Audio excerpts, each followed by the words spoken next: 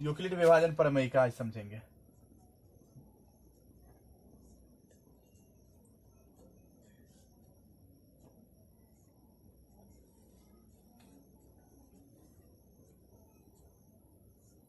Euclid विभाजन प्रमेय का, यूक्लिड विभाजन प्रमेय का क्या कहता है कि दो धनात्मक पूर्णांक a और b दिए रहने पर कोई भी संख्या दो गो a और b अगर दी जाएगी तो आपस में भाग लगाएंगे तो अपने आप भाग लगाने पर q और r मिल जाएगा। समझे? तो दिए रहने पर a और b दिए रहने पर q और r विद्यमान रहेगी। जैसे एग्जाम्पल के तौर पे एक संख्या ले लेते हैं 135 और 225।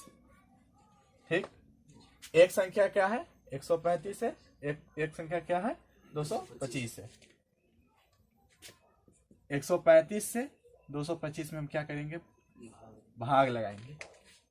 ठीक, अगर भाग लगाते हैं जब तो इससे इसमें भाग लगेगा, तो भाग लगाएगा जैसे अभी इसमें इससे भाग लगाएंगे तो एक मरतबा में लगेगा 135 0 90।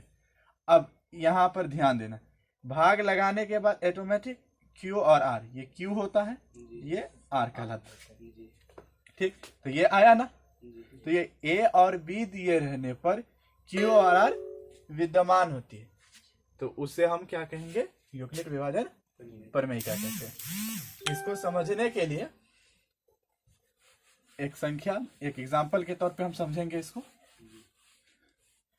यूक्लिड विभाजन प्रमेय का एक उदाहरण ले लेते हैं 135 और 225। इसमें जो बड़ा होगा इन दोनों में, उसमें के इस एक को a मानेंगे, a बराबर जो बड़ा होगा, बड़ा कौन है 225, छोटा कौन है 135। बात समझ में आई इतना? अब 135 से 225 में क्या करेंगे, भाग लगाएंगे। यूक्लिड विभाजन प्रमेय का कहता है कि a और b दिए रहने पर q r विद्यमान होती है।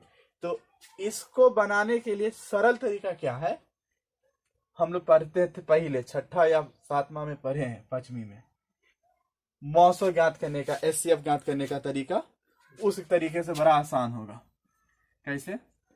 इस हिसाब से हम लोग बनाए हैं ना पिछले क्लास में, तो इसमें कैसे बनाएंगे हम 135 के एक मरतबा में 5 में से 5 गए तो 0, 9 में से 12 में से 3 गया तो 9।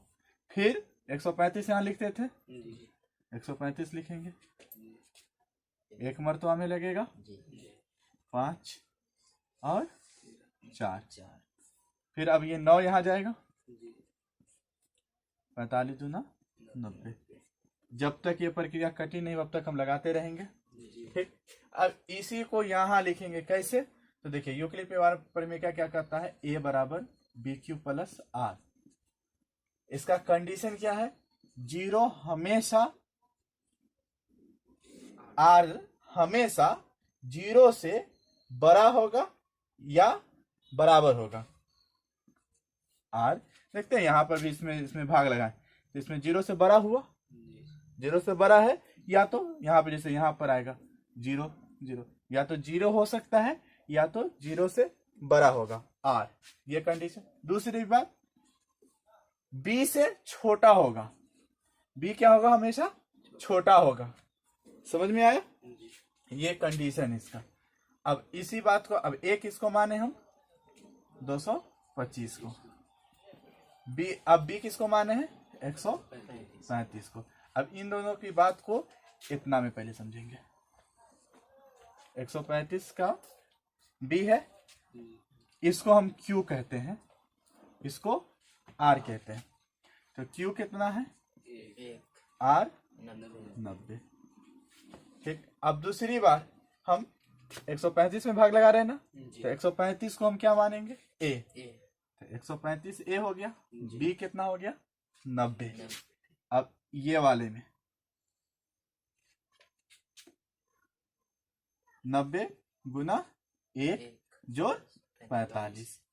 अब फिर ये वाला 90 क्या हो जाएगा आपका ए, 45 क्या हो जाएगा बी, क्यू कितना है 2 और आर कितना होगा 0। अब इसमें जब हम लोग ऐसा बना लेते थे तो एससीए बराबर क्या लिखते थे 45, जिससे कटता था वही लिखते थे।